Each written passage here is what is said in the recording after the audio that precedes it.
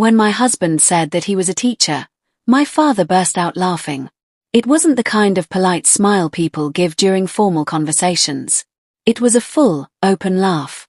Loud enough that every person sitting at the dinner table lifted their head and looked at him.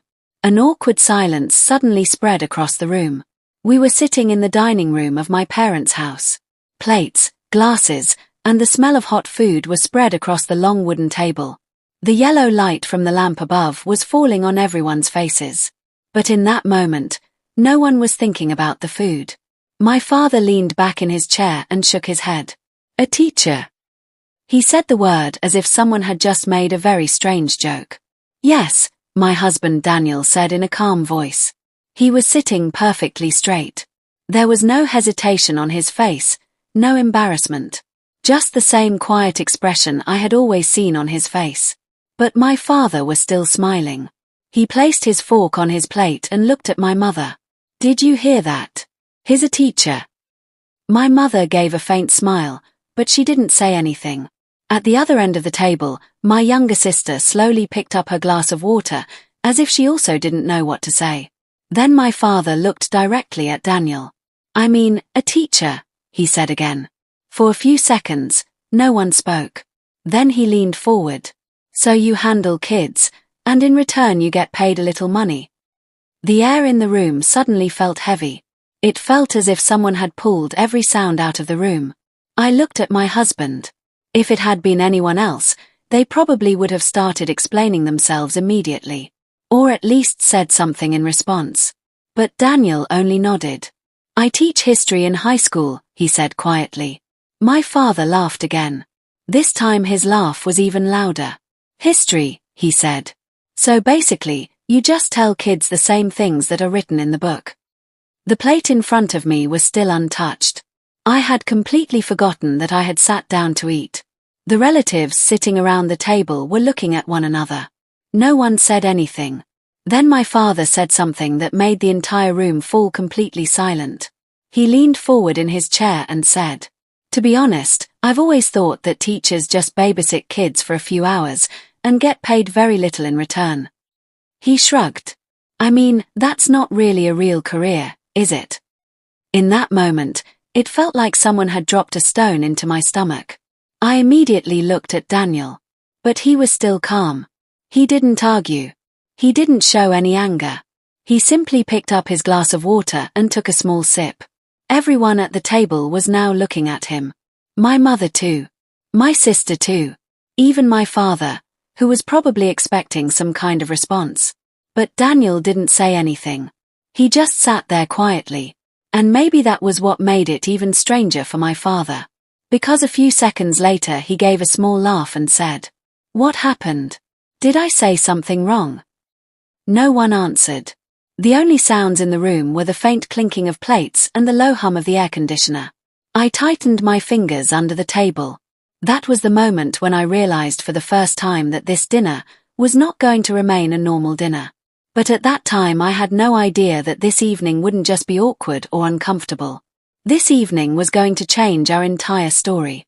Because my father still had absolutely no idea what was going to happen 2 days later. And when it did, almost every person who was sitting at that dining table would remember what they had said that night. That night, when we returned home, there was an unusual silence inside the car. Streetlights were passing slowly across the windshield and fading behind us. I was driving, but my attention was more on the dinner that had ended just a few minutes earlier than on the road. My father's laughter was still echoing in my ears. "A teacher." The way he had said it wasn't just a joke. It was contempt. I glanced at the side mirror and then quietly asked, "Are you okay?" Daniel was looking out the window. The light from the road passed across his face again and again. He looked at me and gave a small smile. "Yes," he said. "I'm okay." There was no anger in his voice. No resentment. Just the same calmness. And maybe that was what bothered me the most. If he had been angry, maybe I would have felt some relief. If he had answered my father back, maybe I would have felt like the situation had ended right there. But he hadn't said anything. I slowed the car and stopped at a red light. For a few seconds, we both stayed silent. Then I said, "I'm sorry." Daniel immediately turned his head toward me. For what? For dinner, I said softly. I didn't know my dad would say something like that. He shook his head slightly. You don't need to apologize, he said. But he... I didn't finish the sentence. The dining table came back to my mind again. My father leaning forward. His laughter. And the entire room suddenly going silent. Daniel leaned back slightly in his seat and said, Your dad doesn't know me. I looked at him. So? He shrugged. So, sometimes people just need time. The light turned green and I drove forward. But a question kept circling in my mind. Was it really just a misunderstanding? Or did my father truly think that way? When we reached our house, it was already late at night. I parked the car and sat there for a few seconds. The soft light from the street lamp in front of the house was falling across the dashboard. I quietly said, Why didn't you answer him? Daniel looked at me. There was no anger in his eyes. Because, he said calmly, sometimes the answer isn't given immediately. I frowned. Then when is it given? With a slight smile, he said.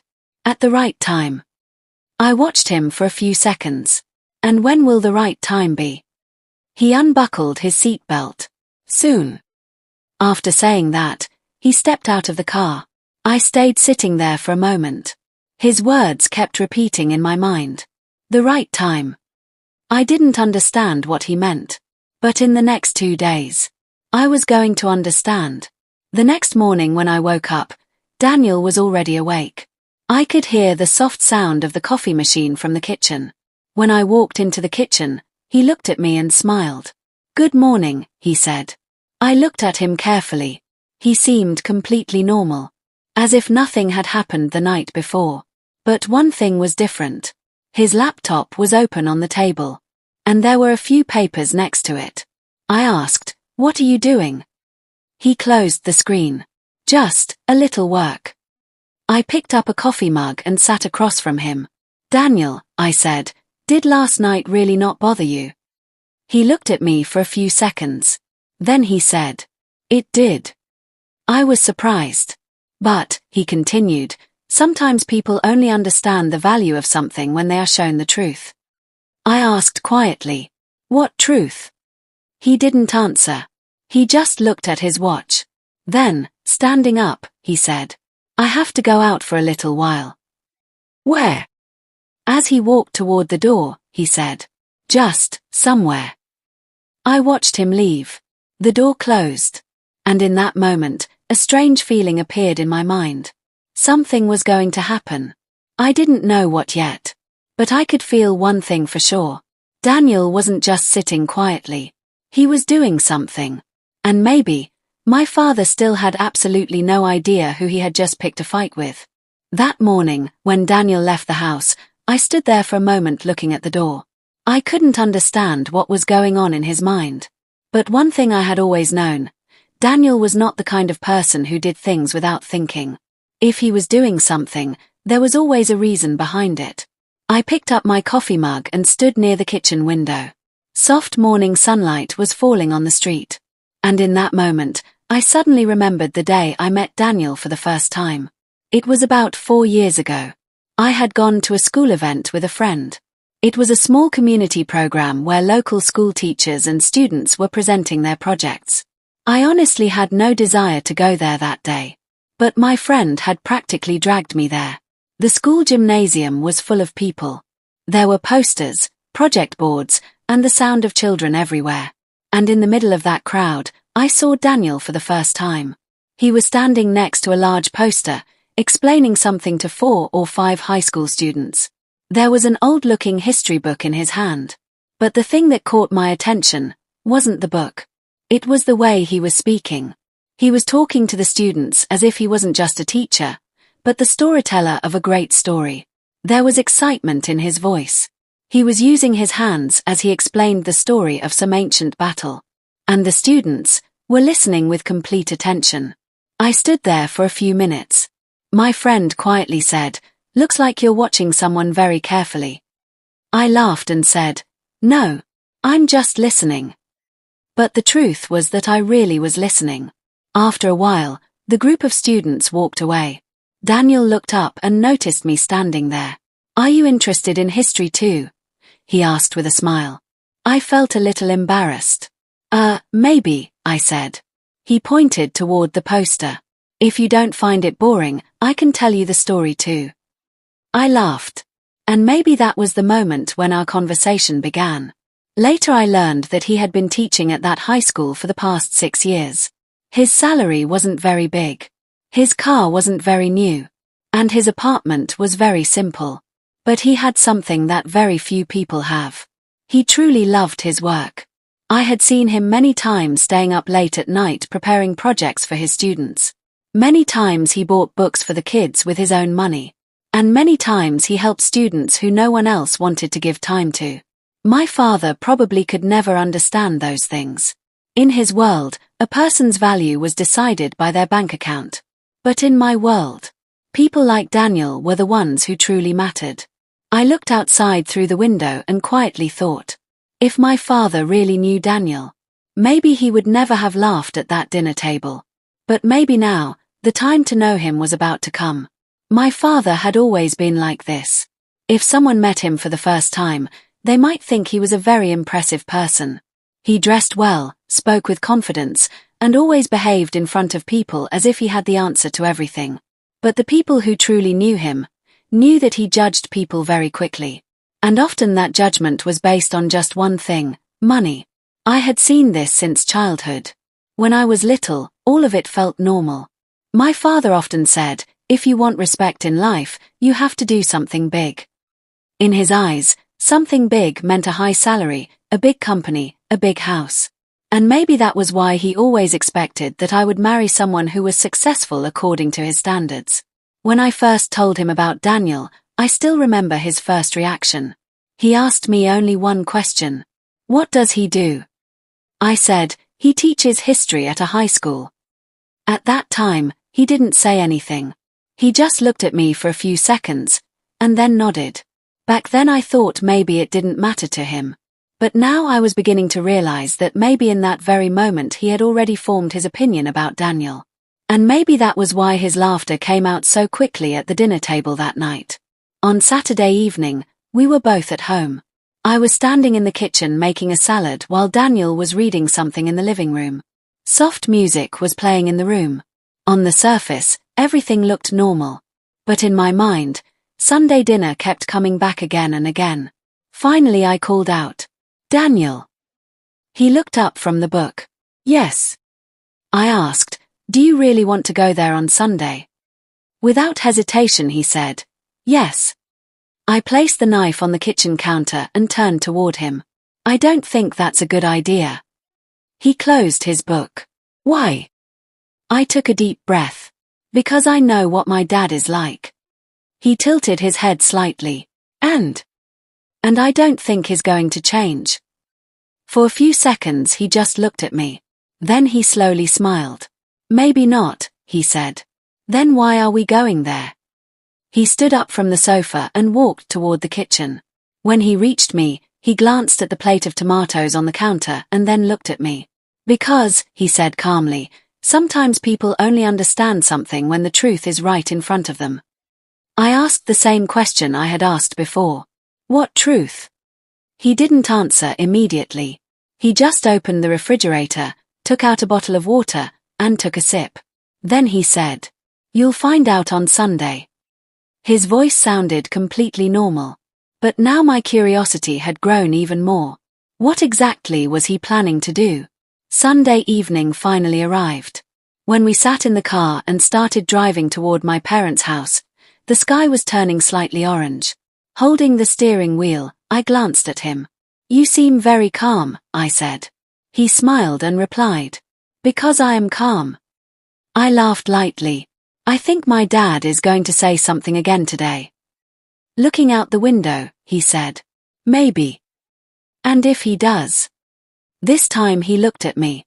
There was the same confidence in his eyes that I had seen the first time in that school gymnasium. He said quietly, "Then this time, the story will be a little different." I still didn't understand what he meant. But when we turned the car into my parents' driveway, For the first time, I felt that maybe tonight would be very different from the last time. And maybe this time, the person laughing at the dinner table would be someone else. My parents' house was filled with light, just like always. As soon as I stopped the car in the driveway, I could see the warm yellow light coming through the windows. I could also hear faint voices of people inside. I tightened my grip on the steering wheel. "Looks like it's not just the four of us," I said quietly. Daniel looked at the house and gave a small smile. "Yeah, it looks that way." A slight nervous feeling rose in my stomach. Mom had said on the phone that this would just be a family dinner. But if people were already inside, that meant something else was going on. We both stepped out of the car. The cool evening air carried the smell of food. Daniel walked toward the door, and I followed behind him. As soon as I rang the doorbell, I heard footsteps from inside. The door opened. Mom was standing there. "Oh, you two are here," she said with a smile. She hugged me and then looked at Daniel. "Hi, Daniel." "Hi," he said politely. But the moment we stepped inside, I realized this wasn't an ordinary dinner. In the living room, my uncle, my cousin, and 2 or 3 other relatives were sitting. Everyone's eyes lifted toward us for a moment. And then smiles quickly appeared. "Oh, you're here," my uncle said. I gave a small smile. But somewhere inside, I could feel that all of this was a little strange. We walked straight toward the dining room. The long wooden table was set again. Plates were arranged, glasses were placed, and large bowls of hot food were sitting in the middle. My father was already seated in his chair. He saw us coming and smiled. "Finally," he said. His voice carried the same confidence it always did. "Sit, sit," he said, gesturing toward the chairs. I glanced once at Daniel. He looked completely calm, as if he had already known this was going to happen. We sat down in our chairs. For a few minutes, normal conversation continued. My mother was serving food. My cousin was talking about her new job. On the surface, everything seemed normal. But I kept noticing that my father was looking at Daniel, as if he were waiting for the right moment. And finally, that moment arrived. My uncle suddenly asked Daniel, "So Daniel, I hear you're a teacher." Daniel nodded. "Yes." My father immediately laughed and said, "Yes, we heard that last time." A few people at the table gave small smiles. I felt my fingers tightening again. My father leaned slightly forward in his chair. "I've always found it interesting," he said, "why people choose to become teachers." He shrugged. So much effort, and such a small salary in return. A few people at the table looked down at their plates uncomfortably. But my father kept talking. "I mean," he said, "if someone really has talent, why wouldn't they do something bigger?" The air in the room grew heavy again. I quietly said, "Dad." But without even looking at me, he raised his hand and stopped me. Then he looked directly at Daniel. "Have you never thought," he said, "that maybe you should choose a real career?" The entire room fell silent. My uncle picked up his glass of water. My mother lowered her gaze to her plate. Everyone was waiting to see what Daniel would say. I looked at him. He was still sitting calmly. He slowly picked up his glass, took a small sip, then placed the glass back on the table. And that was the moment when I realized for the first time that maybe my father still had absolutely no idea that the man he was making fun of was about to take this entire evening in a very different direction. Because Daniel didn't argue this time either. He simply looked at me and gave a small smile, as if he already knew what was about to happen next. That same strange silence spread across the table again. My father was still looking at Daniel. There was a faint smile on his face, the same smile he wore whenever he thought he had said something clever. But this time, no one in the room laughed. My uncle slowly picked up his fork and began cutting the vegetables on his plate without looking. My cousin picked up her glass of water, but set it back down before even taking a sip. Everyone was waiting. All eyes were on Daniel. I looked at him too. If it had been anyone else, they might have said something in anger by now. But Daniel simply took another small sip from his glass. Then he placed the glass on the table and looked directly at my father. His voice was completely calm. I like my job. My father raised an eyebrow slightly. Really? Yes, Daniel said. Very much. My father leaned back in his chair. That's interesting, he said. Because most people choose jobs that have a future. My uncle, sitting on the other side of the table, cleared his throat slightly. Maybe he was trying to change the mood. But my father was still in the same mood. I mean, he said, if someone is truly capable, they can start a business. Or work at a big company. He gestured casually in the air. But teaching kids, that's just a small job. I quietly said, Dad. This time my voice was a little louder. He looked at me. What? I looked at him for a few seconds, and then stayed silent. I knew that arguing at that moment would only make the situation more uncomfortable. But everyone in the room already understood what my father was trying to do.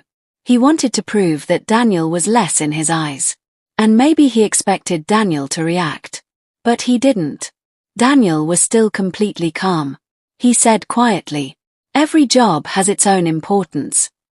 My father shook his head with a small laugh. Maybe. Then suddenly he asked, so tell me, how much do you earn in a year? Silence fell across the room again. The question was so direct and uncomfortable that for a few seconds no one knew what to say. My mother quickly said, oh, that's not necessary. But my father raised his hand to stop her. I'm just asking, he said.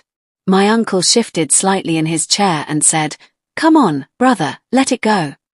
But my father's eyes were still on Daniel. As if he were eager to hear the answer. I looked at Daniel. I was afraid that maybe this time he would truly get angry. But what he did next surprised even me. With a slight smile, he said, enough that I feel satisfied with my work. My father immediately said, that's not a number. Daniel shrugged. Numbers aren't always the most important thing. Some people at the table were now looking around uncomfortably. My cousin quietly said, the food is getting cold. But by now the atmosphere had grown so heavy that no one was thinking about eating. My father leaned forward slightly in his chair. Look, Daniel, he said, I'm just saying, if you're with my daughter, then I expect you to do something big for her. A sudden wave of anger rose inside me. But before I could say anything, Daniel slightly nodded toward me. As if to say, everything is fine. Then he said calmly, sometimes, the biggest things are the ones people think are small at first. My father looked at him for a few seconds. Then with a small laugh he said, maybe. He looked down at his plate and picked up his fork. But I could see the expression on his face. He believed he had won this conversation. He thought Daniel had nothing left to say. But in that moment, I suddenly remembered what Daniel had said in the car. Sometimes the answer isn't given immediately. I looked at him. He was completely calm. And then, the doorbell rang. The entire room turned toward the sound. My father frowned slightly and said, who could that be at this time? I still didn't know who was standing on the other side of the door. But suddenly I felt something. Maybe the story was finally about to begin. The doorbell rang a second time. This time the sound echoed clearly through the entire house.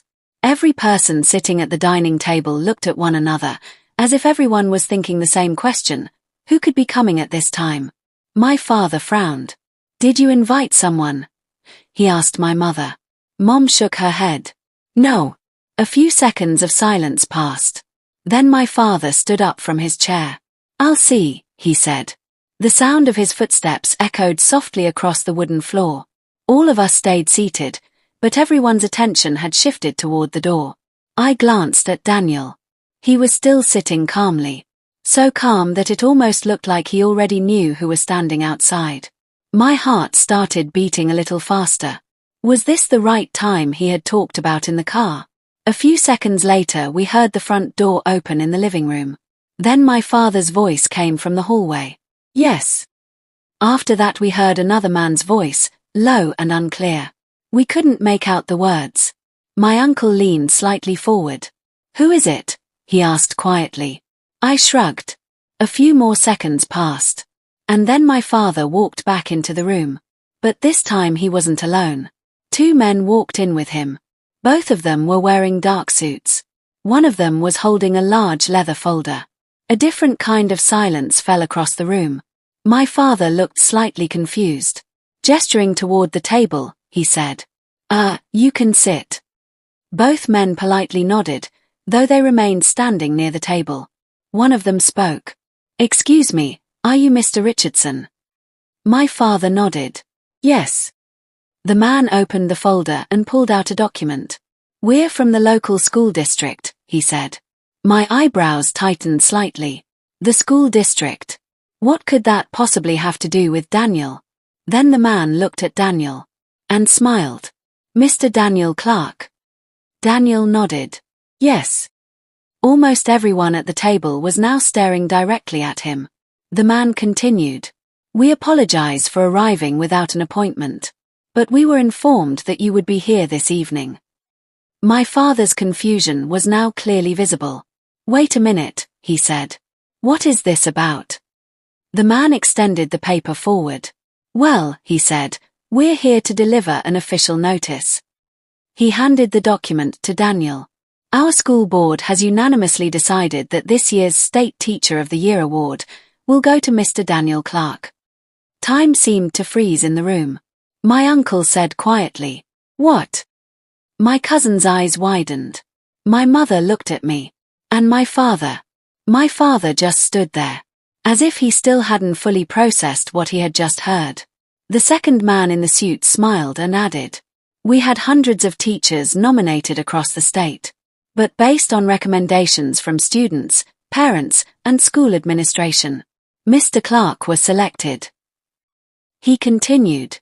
His students' achievements and his contributions to the community were considered exceptional. My eyes moved toward Daniel without thinking. He was still calm. But this time there was a faint sparkle in his eyes.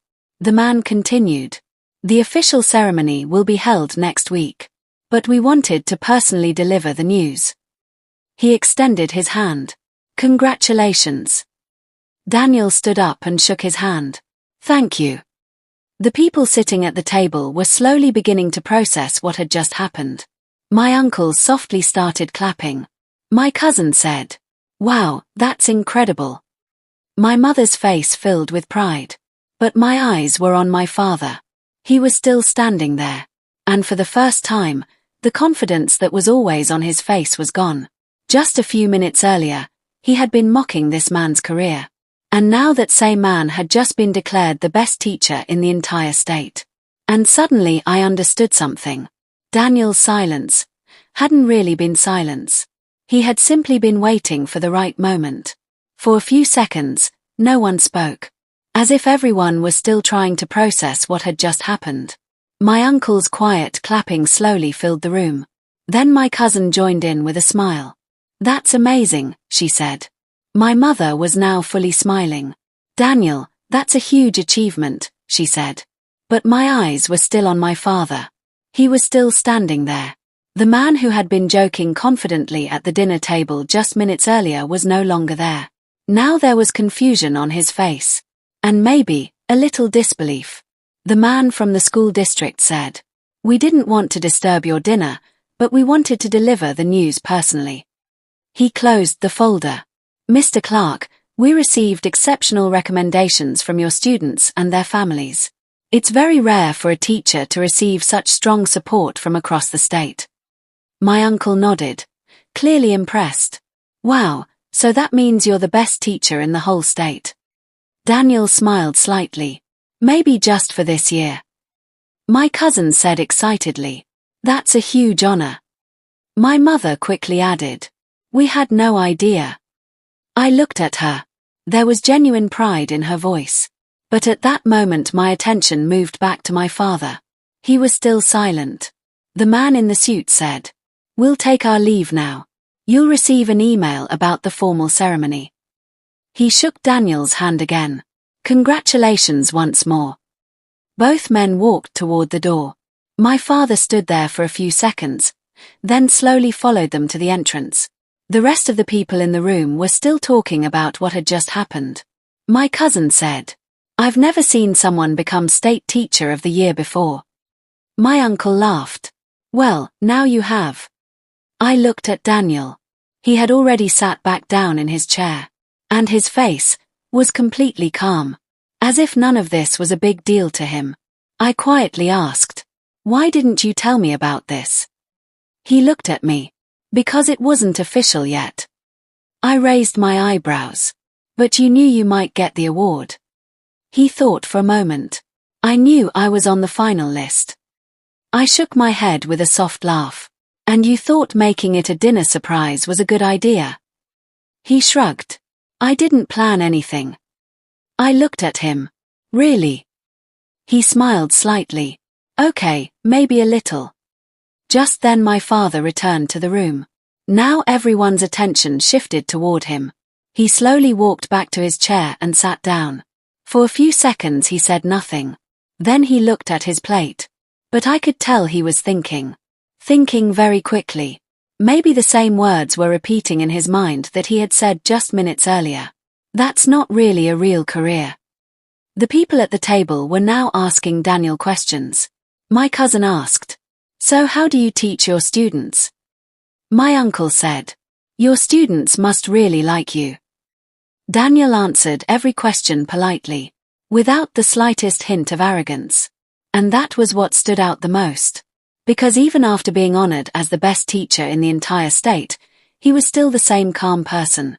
A few minutes later my father finally lifted his head. He looked at Daniel.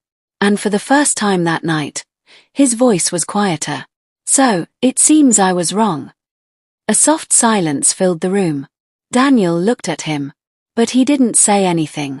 And in that moment I realized something. Maybe this story wasn't over yet. Because sometimes, real change begins the moment someone realizes for the first time that they were wrong. The tension at the dining table was no longer the same, but it wasn't complete calm either. The atmosphere had changed. Just a few minutes earlier, my father had been controlling the conversation. Now someone else had become the center of it. Now everyone's eyes were on Daniel. My uncle was asking him about his school. My cousin was listening eagerly to stories about his students. And my mother kept smiling as she looked at him, as if she suddenly felt proud. But my father was still quiet. He was staring at his plate, as if the food had suddenly become very important. I had known him my entire life. And I could understand what was going on in his mind. He was trying to process the situation. After a while, he slowly set his fork down and looked at Daniel. "So," he said, "your students nominated you for this award." Daniel nodded. "Yes. The students and their families did." My father slightly lowered his head. "Interesting." The people at the table became quiet. Everyone seemed to sense that this conversation was about to move in a different direction. My father leaned back in his chair. "I have to admit, I didn't see that coming." His voice was no longer as sharp as before, but it still carried the habit of someone trying to understand a situation in his own way. He said, "I always thought teaching was just an ordinary job." A soft silence spread across the room. But this time it wasn't the uncomfortable silence from before. It was a different kind of silence. As if everyone was waiting to hear what would come next. Daniel spoke calmly. "A lot of people think that." My father looked at him. "But maybe I was wrong." My mother immediately lifted her head when she heard that. My uncle gave a small smile. Because the word wrong did not come out of my father's mouth very often. My father slowly exhaled. Then he looked directly at Daniel. "Look, if I said something last time or today that bothered you." He left the sentence unfinished. It wasn't a full apology. But knowing my father, it was a very big step. Everyone in the room understood how unusual this moment was. Daniel looked at him for a few seconds. Then he nodded slightly. "It's all right," he said. My father asked with a little surprise. "You're not upset?" Daniel smiled. "No." My father raised his eyebrows. "Really?" Daniel replied. "Because I know that people often underestimate the things they've never seen up close." Some people at the table nodded quietly. My uncle said, "That's true." My father stayed silent for a few seconds. Then he said slowly, "Maybe I should come to your school sometime and see what you do." My cousin laughed. "Uncle sitting in a class?" My mother smiled. "That would be interesting." My father gave a small smile as well. And in that moment, for the first time, I felt that the mood in the room had truly changed. Just a few minutes earlier, he had been mocking Daniel's work. Now he was talking about understanding it. Dinner slowly returned to normal conversation. People began eating again. Laughter could be heard once more. But inside me, there was still a strange feeling. I looked at Daniel. He was answering my uncle's questions in the most normal way, as if nothing extraordinary had happened. And maybe that was the most impressive thing. He hadn't demanded respect. He hadn't argued. He had simply waited. And the truth had revealed itself. In that moment I realized something. Sometimes the most powerful answer comes after silence. That night, when we were driving back home, the car was filled with a different kind of quiet. It wasn't the same silence from a few days earlier, when my father's words kept echoing in my mind. This was a lighter, more peaceful silence. Street lights slid across the windshield and disappeared behind us. I was driving, and every now and then I glanced at Daniel. He was sitting calmly, just like always. As if this entire evening hadn't been a big deal. But for me, it was. I quietly said, "You know what happened today, right?" He smiled slightly. "What?" I laughed. My dad admitted he was wrong. For the first time. Daniel shrugged. "People change sometimes." I shook my head. "No, my dad doesn't change easily." A few seconds of silence passed. Then I said, "But today, he looked at you differently." Daniel kept looking out the window. "Maybe." I slowed the car as we approached the turn near our house. Then I asked, "Did it really not bother you when he mocked your job?" He looked at me. There was the same calmness in his eyes that I had seen the first time in that school gymnasium. "It did," he said. I was a little surprised. "Really?" He nodded. "Yes. But getting angry doesn't change things." I asked, "Then what does?" With a small smile, he said, "Time and truth." I parked the car and turned off the engine. For a few seconds, we sat there quietly. Then I softly said, "I'll never forget what happened today." Daniel laughed gently. "Neither will I." We stepped out of the car. The night air was cool. There were light clouds in the sky, and the street was almost silent. As we walked to the front door, I said again, "You know what my dad said today? That was a big thing for him." Daniel nodded. "I know." As I opened the door, I said, "And I think today he understood for the first time that a person's value isn't decided by the title of their job, but by the impact they create." Daniel smiled. "Maybe." We went inside. I took off my shoes and sat on the couch. A few moments later Daniel came from the kitchen with 2 cups of tea. He placed 1 cup in front of me. "So, is the story over now?" he asked. I picked up the cup and smiled. "Maybe." Then I said, "But one thing is certain." He asked, "What?" I said softly, "What happened at the dinner table today wasn't just an argument." Looking at the steam rising from the cup, I said, "It was a reminder." Daniel listened quietly. People often judge others by their job, their money, or their status. But real respect always arrives with the truth. A few seconds later Daniel said, "And sometimes it takes a little time to arrive." I nodded. "Yes." Then I smiled slightly. "But when it does, it makes the entire table fall silent." For a few seconds we simply looked at each other. And in that moment I realized something. Sometimes the strongest answer isn't an argument. The strongest answer is a life that quietly keeps doing its work.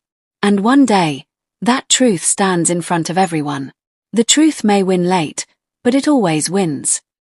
If this story reminds you of something in your own life, tell us what you would have done. And if you enjoy stories where the truth finally comes to light, make sure to subscribe to this channel. We'll see you again with a new story.